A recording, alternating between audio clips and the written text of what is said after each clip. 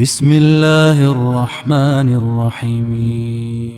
هل أتاك حديث الغاشية؟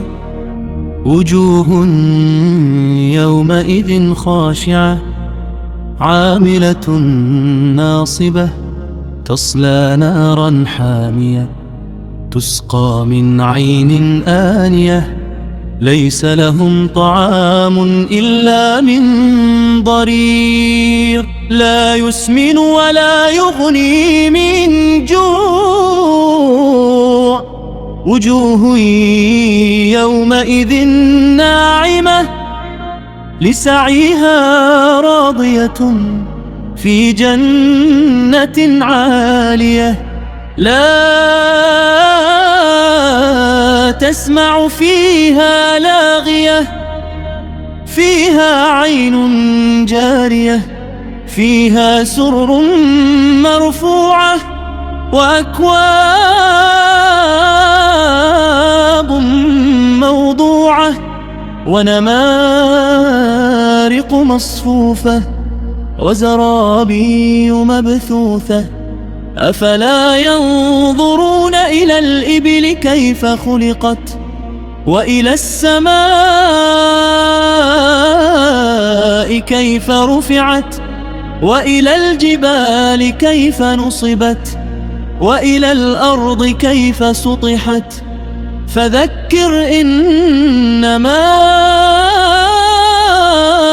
أنت مذكر لست عليهم بمسيطر إلا من تولى وكفر فيعذبه الله العذاب الأكبر إن إلينا إيابهم ثم إن علينا حسابهم।